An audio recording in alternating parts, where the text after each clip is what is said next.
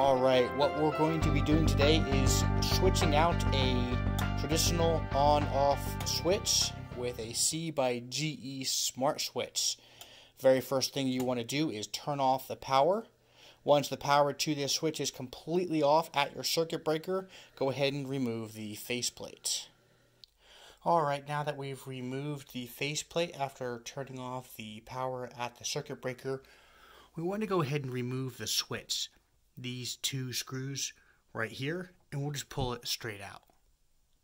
Alright, we went ahead and pulled it out. As you can see here, it's a red and a black wire. We're going to go ahead and pull those out. Now these can sometimes be screwed onto the side here.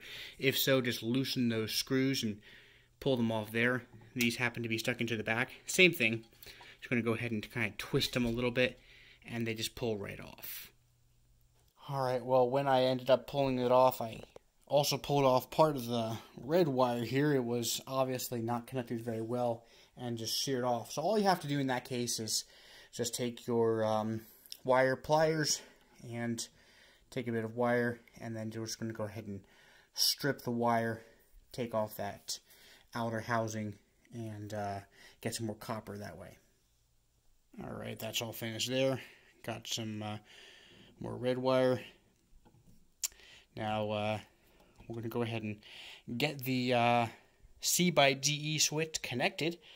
One of the things we're going to want to know is the wire patterns we have here. So let's go ahead and get that switch and we'll check it out. In your C by GE switch package, you should find these wire nuts. Seems like most smart switches today come with this size wire nut, which is just the one of the medium sizes. If you find that the wires don't fit this size, the burnt orange color, you might want to use something a little bigger, maybe a red one. This one should be fine, but if you already have a bundle, if you're maybe daisy chaining a bunch of switches, something like that, something more complex, you might want to use a larger wire nut. But at this point, we should be good with what we have.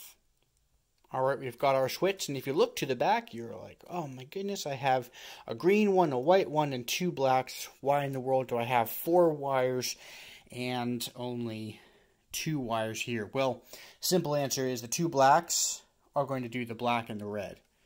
The green and the white is going to be going in here. The green is ground, and the white is neutral. Most, I would say 99% of smart switches today require your house to have neutral wiring. If you don't, there are maybe 1 or 2 switches out there that don't require it. This one does. So yeah, we're just going to go ahead and pull out these and get the ground wires out and the neutral wire and get those connected. Alright, and I did have to take off that switch on the right just to get at the neutral wire and the ground wire. So we're going to connect the neutral, the ground, the load, and the line, and go ahead and put everything back together and fire it up and see where we are. As you can imagine, it can be tricky with these switches. You have 3 switches in this case. Getting them aligned just right so that the faceplate will fit on can be a bit tricky. But once you've organized everything, just don't tighten them all the way, and you should be able to move it around just a bit once you've stuffed all these wires back in, which in and of itself can be a bit of a chore. Alright, well, we ended up getting it in just a little bit for now, just to make sure everything works. Everything is good. As you can see, the blue ring is flashing, and that means that it's ready to connect. Of course, once your internet has reconnected, if you did have to turn off the power for the whole house. Something that does bear noting is that in this case, we're using a generic faceplate. If you only had 1 switch here, these do come with a faceplate. The one difference between GE and maybe others like Wemo, the faceplate doesn't just clip on. It does require a more of a skeletal frame to plug in to these small screws here. Once they've screwed in, then the faceplate will click onto that frame. So just something to bear in mind. We won't be using it, we'll just be using the regular faceplate here. And we're just about done. Alright, and it is completely ready to go.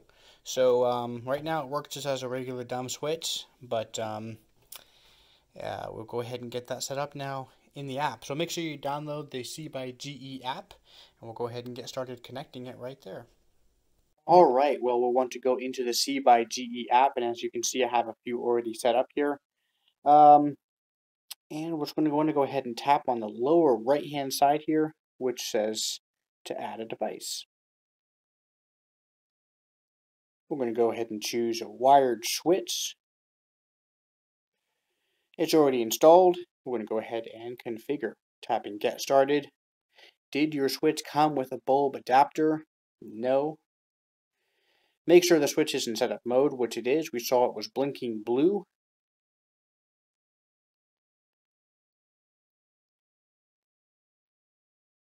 Sometimes it can take just a little bit of time to find the switch, and it wants to find that, connect to it, and then pair that.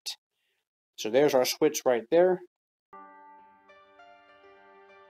Alright, now the switch is blinking green, so that shows that we selected the correct switch. We're going to go ahead and choose our internet here. And once the password's been put in, it's going to say connecting. It's connecting to our home Wi-Fi and joining the switch with that Wi-Fi.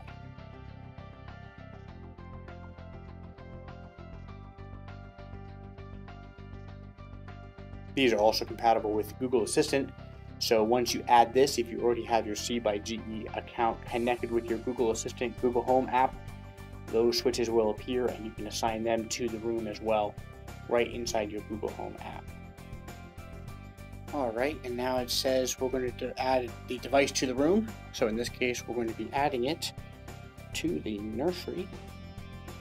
Once that's connected, let's go ahead and call it something.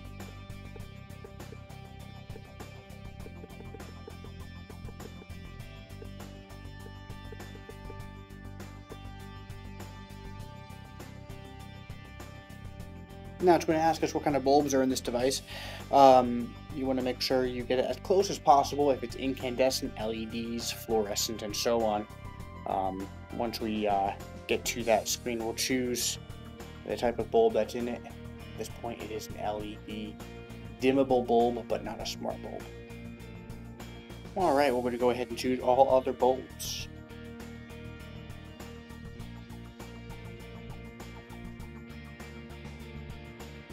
Alright, and your device is now ready. It's ready for Amazon Alexa and Google Assistant. We'll choose done, and there it is. So everything is good to go here. One thing of note is there's different kinds of C by GE bulbs. Some of them have dimmer switches attached to them on the top and the bottom of the circle. Others have motion sensors, and you can configure all of that inside of here. We're going to go into a nursery, and we can configure our light and just a few different things. For instance, if it is in a nursery like this, we can choose off, and that would make it more dark and easier to sleep if it's in a bedroom, and things like that.